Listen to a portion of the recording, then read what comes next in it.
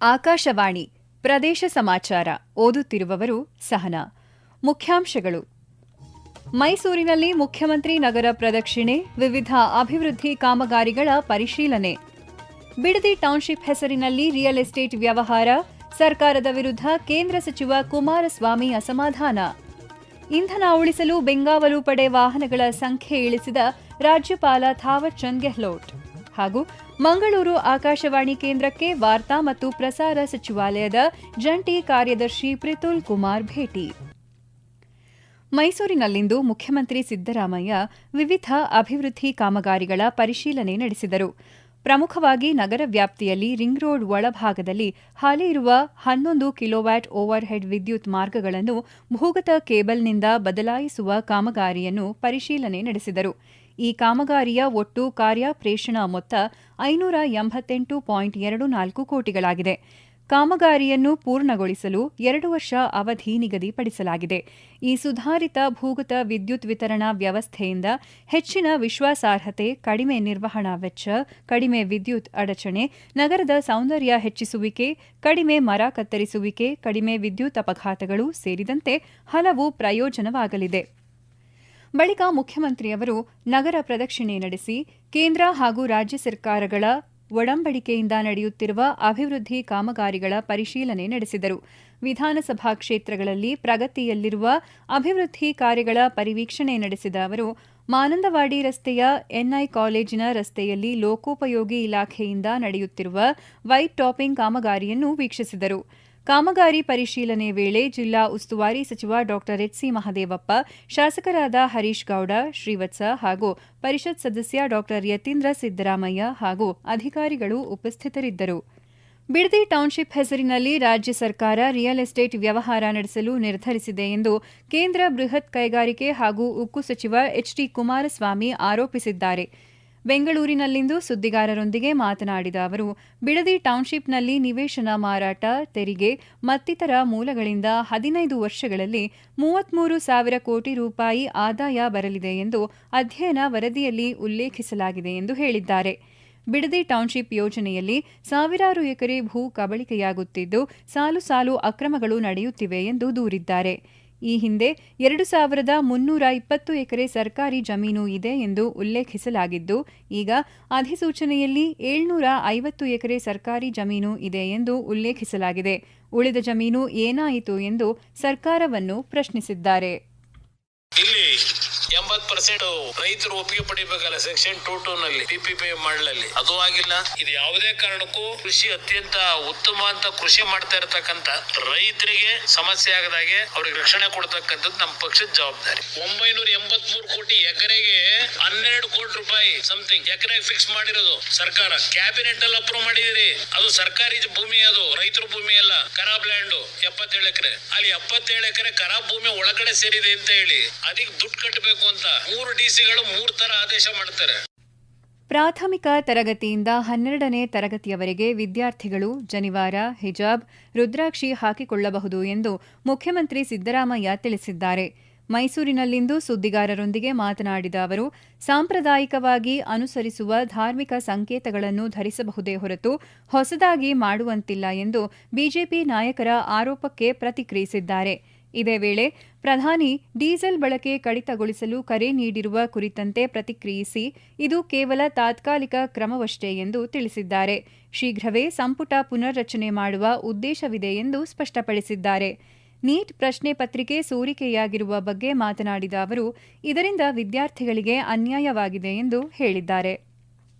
ವಾಹನ ಮಿತವಾಗಿ ಬಳಸಿ ಇಂಧನ ಉಳಿಸುವಂತೆ ಪ್ರಧಾನಿ ನರೇಂದ್ರ ಮೋದಿ ಮಾಡಿದ ಮನವಿಯನ್ನು ರಾಜ್ಯಪಾಲ ಥಾವರ್ ಚಂದ್ ಗೆಹ್ಲೋಟ್ ತಮ್ಮ ಅಧಿಕೃತ ಬೆಂಗಾವಲು ಪಡೆಯ ವಾಹನಗಳ ಸಂಖ್ಯೆಯನ್ನು ಕಡಿಮೆ ಮಾಡುವ ಮೂಲಕ ಅನುಸರಣೆ ಮಾಡಿದ್ದಾರೆ. ಈ ಹಿಂದೆ ರಾಜ್ಯಪಾಲರು ಸಂಚರಿಸುವ ಸಂದರ್ಭದಲ್ಲಿ ಹಲವು ಶಿಷ್ಟಾಚಾರ ವಾಹನಗಳು ಪ್ರಯಾಣಿಸುತ್ತಿದ್ದವು. ಈಗ ಅಗತ್ಯವಿರುವ ಶಿಷ್ಟಾಚಾರ ವಾಹನಗಳನ್ನು ಮಾತ್ರ ಉಳಿಸಿಕೊಂಡು ಪರಿಷ್ಕೃತ ವ್ಯವಸ್ಥೆ ಜಾರಿಗೆ ತರಲಾಗಿದೆ.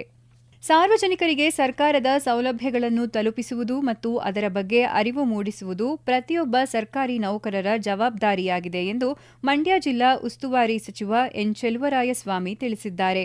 ಮಂಡ್ಯದಲ್ಲಿ ಆಯೋಜಿಸಿದ್ದ ಸರ್ಕಾರಿ ನೌಕರರ ದಿನಾಚರಣೆ, ನಾಗರಿಕ ಸೇವಾ ದಿನಾಚರಣೆ, ಸರ್ವೋತ್ತಮ ಸೇವಾ ಪ್ರಶಸ್ತಿ ಪ್ರದಾನ ಸಮಾರಂಭ ಉದ್ಘಾಟಿಸಿ ಮಾತನಾಡಿದ ಅವರು, ಜಿಲ್ಲೆಯ ಅಭಿವೃದ್ಧಿಗಾಗಿ ಸರ್ಕಾರಿ ನೌಕರರು ಕಾರ್ಯನಿರ್ವಹಿಸಬೇಕು ಎಂದು ಕರೆ ನೀಡಿದ್ದಾರೆ. ಪ್ರದೇಶ ಸಮಾಚಾರ ಕೇಳುತ್ತಿದ್ದೀರಿ. ನಮ್ಮ ಎಲ್ಲಾ ರಾಷ್ಟ್ರೀಯ ವಾರ್ತೆಗಳು ಹಾಗೂ ಪ್ರದೇಶ ಸಮಾಚಾರ ಈಗ ಆಕಾಶವಾಣಿ ನ್ಯೂಸ್ ಕನ್ನಡ ಯೂಟ್ಯೂಬ್ ಚಾನೆಲ್ನಲ್ಲಿ ಲಭ್ಯ. ನಮ್ಮ ಎಕ್ಸ್ ಖಾತೆ ಮತ್ತು ಇನ್ಸ್ಟಾಗ್ರಾಂ ಖಾತೆ ಆಕಾಶವಾಣಿ ನ್ಯೂಸ್ ಕನ್ನಡ. ಹೆಚ್ಚಿನ ಮಾಹಿತಿಗಾಗಿ ನಮ್ಮ ಫೇಸ್ಬುಕ್ ಖಾತೆ AIR ಕನ್ನಡ ನ್ಯೂಸ್ ಅನುಸರಿಸಿ. ಮಾಹಿತಿಯ ಹೂರಣ ವಾರದ ಕಾರ್ಯಕ್ರಮ ಪ್ರಚಲಿತ ವಿದ್ಯಮಾನ ಪ್ರತಿ ಬುಧವಾರ 9:15ಕ್ಕೆ. ವಾರ್ತಾ ಮತ್ತು ಪ್ರಸಾರ ಸಚಿವಾಲಯದ ಜಂಟಿ ಕಾರ್ಯದರ್ಶಿ ಪ್ರಿತುಲ್ ಕುಮಾರ್ ಮಂಗಳೂರು ಆಕಾಶವಾಣಿ ಕೇಂದ್ರಕ್ಕೆ ಇಂದು ಭೇಟಿ ನೀಡಿ ಅಧಿಕಾರಿಗಳು ಮತ್ತು ಸಿಬ್ಬಂದಿಯೊಂದಿಗೆ ಸಮಾಲೋಚನೆ ನಡೆಸಿದರು. ಆಕಾಶವಾಣಿಯ ವಿವಿಧ ವಿಭಾಗಗಳನ್ನು ಸಂದರ್ಶಿಸಿದ ಅವರು ಪರಿಶೀಲನೆ ನಡೆಸಿದರು. ಇದೇ ವೇಳೆ ಕೇಂದ್ರ ಸಂವಹನ ಇಲಾಖೆಯ ಅಧಿಕಾರಿಗಳು ಹಾಗೂ ಸಿಬ್ಬಂದಿಯೊಂದಿಗೆ ಸಮಾಲೋಚನೆ ನಡೆಸಿದರು.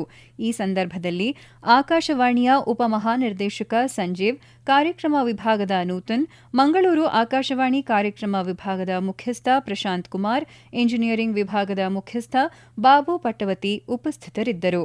ರಾಜ್ಯದಲ್ಲಿ ಕಾನೂನು ಸುವ್ಯವಸ್ಥೆ ಸಂಪೂರ್ಣವಾಗಿ ಕುಸಿದಿದ್ದು, ಎನ್ಸಿಆರ್ಬಿ ಅಂಕಿಅಂಶಗಳೇ ಇದಕ್ಕೆ ಸಾಕ್ಷಿ ಎಂದು ಪ್ರತಿಪಕ್ಷ ನಾಯಕ ಆರ್ ಅಶೋಕ ತಿಳಿಸಿದ್ದಾರೆ. ಸಾಮಾಜಿಕ ಜಾಲತಾಣದಲ್ಲಿ ಪೋಸ್ಟ್ ಮಾಡಿರುವ ಅವರು, ಕರ್ನಾಟಕ ಕಾಂಗ್ರೆಸ್ ಆಡಳಿತದಲ್ಲಿ ಅಪರಾಧಿಗಳ ಸ್ವರ್ಗವಾಗಿ ಬದಲಾಗುತ್ತಿದೆ ಎಂದು ಆರೋಪಿಸಿದ್ದಾರೆ. ಬೆಂಗಳೂರು ಜಾಗತಿಕ ಹೂಡಿಕೆ, ತಂತ್ರಜ್ಞಾನ ಮತ್ತು ಉದ್ಯೋಗಗಳ ಕೇಂದ್ರವಾಗಬೇಕಿತ್ತು. ಆದರೆ ಸರ್ಕಾರದ ನಿರ್ಲಕ್ಷ್ಯದಿಂದ ಇಂದು ಮಾದಕ ದ್ರವ್ಯ ಹಾಗೂ ಸೈಬರ್ ಕ್ರೈಂಗಳ ರಾಜಧಾನಿಯಾಗಿ ಮಾರ್ಪಾಡಾಗುತ್ತಿದೆ ಎಂದು ಅಸಮಾಧಾನ ವ್ಯಕ್ತಪಡಿಸಿದ್ದಾರೆ. ಪ್ರಸಕ್ತ ಸಾಲಿನ ಮುಂಗಾರು ಅವಧಿಯಲ್ಲಿ ಉತ್ತರ ಕನ್ನಡ ಜಿಲ್ಲೆಯಲ್ಲಿ ಗುಡ್ಡ ಕುಸಿತ ಮತ್ತು ನೆರೆಯಿಂದ ಯಾವುದೇ ಅನಾಹುತಗಳಾಗದಂತೆ ಅಗತ್ಯವಿರುವ ಮುನ್ನೆಚ್ಚರಿಕೆ ಕ್ರಮಗಳನ್ನು ಕೈಗೊಳ್ಳುವಂತೆ ಜಿಲ್ಲಾಧಿಕಾರಿ ಕೆ. ಲಕ್ಷ್ಮೀಪ್ರಿಯಾ ಅಧಿಕಾರಿಗಳಿಗೆ ನಿರ್ದೇಶನ ನೀಡಿದ್ದಾರೆ. ಪ್ರಸಕ್ತ ಸಾಲಿನ ಮುಂಗಾರು ಸಿದ್ಧತೆ ಕುರಿತು ಕೈಗೊಂಡಿರುವ ಕ್ರಮಗಳ ಕುರಿತು ಜಿಲ್ಲಾಧಿಕಾರಿ ಕಚೇರಿಯಲ್ಲಿ ನಡೆದ ಜಿಲ್ಲಾ ವಿಪತ್ತು ನಿರ್ವಹಣಾ ಪ್ರಾಧಿಕಾರದ ಸಭೆಯ ಅಧ್ಯಕ್ಷತೆ ವಹಿಸಿ ಮಾತನಾಡಿದ ಅವರು, ಮಳೆಗಾಲದಲ್ಲಿ ಸಾರ್ವಜನಿಕರ ಸಮಸ್ಯೆಗಳಿಗೆ ತಕ್ಷಣ ಸ್ಪಂದಿಸಲು ಅನುಕೂಲವಾಗುವಂತೆ ಎಲ್ಲಾ ತಹಶೀಲ್ದಾರ ಕಚೇರಿಗಳಲ್ಲಿ ದಿನದ 24 ಗಂಟೆ ಕಾರ್ಯನಿರ್ವಹಿಸುವ ಕಂಟ್ರೋಲ್ ರೂಂ ತೆರೆಯುವಂತೆ ಸೂಚಿಸಿದ್ದಾರೆ. ಜಿಲ್ಲಾಧಿಕಾರಿ ಕಚೇರಿಯಲ್ಲಿನ ಜಿಲ್ಲಾ ತುರ್ತು ಕಾರ್ಯಾಚರಣೆ ಕೇಂದ್ರದಲ್ಲಿ ಪೊಲೀಸ್, ಅಗ್ನಿಶಾಮಕ, ಅರಣ್ಯ, ಹೆಸ್ಕಾಂ, ಬಿಎಸ್ಎನ್ಎಲ್ ಕಚೇರಿಯ ಸಿಬ್ಬಂದಿಗಳನ್ನು ಕರ್ತವ್ಯಕ್ಕೆ ನಿಯೋಜಿಸುವಂತೆ ತಿಳಿಸಿದ್ದಾರೆ. ಹೆದ್ದಾರಿಯಲ್ಲಿನ ಅಪಾಯಕಾರಿ ಪ್ರದೇಶಗಳಲ್ಲಿ ಸೂಕ್ತ ಎಚ್ಚರಿಕೆ ಫಲಕ, ಬ್ಯಾರಿಕೇಡ್ ಸೇರಿದಂತೆ ಅಗತ್ಯ ರಕ್ಷಣಾ ಕ್ರಮಗಳನ್ನು ಕೈಗೊಳ್ಳುವಂತೆ ನಿರ್ದೇಶನ ನೀಡಿದ್ದಾರೆ.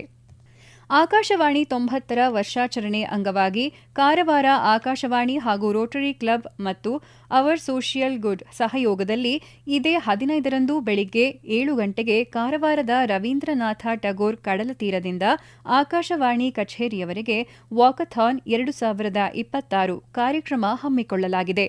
ಕಾರ್ಯಕ್ರಮವನ್ನು ಜಿಲ್ಲಾಧಿಕಾರಿ ಕೆ. ಲಕ್ಷ್ಮೀಪ್ರಿಯಾ ಉದ್ಘಾಟಿಸಲಿದ್ದು, ಜಿಲ್ಲಾ ಪೊಲೀಸ್ ವರಿಷ್ಠಾಧಿಕಾರಿ ದೀಪನ್ ಎಂಎನ್ ಹಾಗೂ ಜಿಲ್ಲಾ ಮುಖ್ಯ ಕಾರ್ಯನಿರ್ವಹಣಾಧಿಕಾರಿ ಡಾ. ದಿಲೀಶ್ ಶಶಿ ಮತ್ತಿತರರು ಭಾಗವಹಿಸಲಿದ್ದಾರೆ.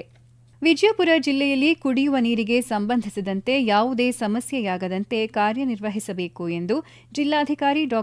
ಆನಂದ ಕೆ. ನಗರ ಸ್ಥಳೀಯ ಸಂಸ್ಥೆಗಳ ಅಧಿಕಾರಿಗಳಿಗೆ ಸೂಚನೆ ನೀಡಿದ್ದಾರೆ. ಸಮಸ್ಯೆ ಉಲ್ಬಣಿಸಿದರೆ ಆಯಾ ಇಲಾಖೆಯ ಅಧಿಕಾರಿಗಳನ್ನು ಸಂಪರ್ಕಿಸಿ ಸಮಸ್ಯೆಯನ್ನು ತಕ್ಷಣ ಇತ್ಯರ್ಥಪಡಿಸಿಕೊಳ್ಳಬೇಕು ಎಂದು ನಿರ್ದೇಶನ ನೀಡಿದ್ದಾರೆ. ಕೊನೆಯಲ್ಲಿ ಮತ್ತೊಮ್ಮೆ ಮುಖ್ಯಾಂಶಗಳು. ಮೈಸೂರಿನಲ್ಲಿ ಮುಖ್ಯಮಂತ್ರಿ ನಗರ ಪ್ರದಕ್ಷಿಣೆ, ವಿವಿಧ ಅಭಿವೃದ್ಧಿ ಕಾಮಗಾರಿಗಳ ಪರಿಶೀಲನೆ. ಬಿಡದಿ ಟೌನ್ಶಿಪ್ ಹೆಸರಿನಲ್ಲಿ ರಿಯಲ್ ಎಸ್ಟೇಟ್ ವ್ಯವಹಾರ, ಸರ್ಕಾರದ ವಿರುದ್ಧ ಕೇಂದ್ರ ಸಚಿವ ಕುಮಾರಸ್ವಾಮಿ ಅಸಮಾಧಾನ. ಇಂಧನ ಉಳಿಸಲು ಬೆಂಗಾವಲು ಪಡೆ ವಾಹನಗಳ ಸಂಖ್ಯೆ ಇಳಿಸಿದ ರಾಜ್ಯಪಾಲ ಥಾವರ್ ಚಂದ್ ಗೆಹ್ಲೋಟ್. ಹಾಗೂ ಮಂಗಳೂರು ಆಕಾಶವಾಣಿ ಕೇಂದ್ರಕ್ಕೆ ವಾರ್ತಾ ಮತ್ತು ಪ್ರಸಾರ ಸಚಿವಾಲಯದ ಜಂಟಿ ಕಾರ್ಯದರ್ಶಿ ಪ್ರಿತುಲ್ ಕುಮಾರ್ ಭೇಟಿ. ಇಲ್ಲಿಗೆ ಪ್ರದೇಶ ಸಮಾಚಾರ ಮುಕ್ತಾಯವಾಯಿತು. ನಮ್ಮ ಮುಂದಿನ ವಾರ್ತಾ ಪ್ರಸಾರ ಸಂಜೆ 6:40 ನಿಮಿಷಕ್ಕೆ.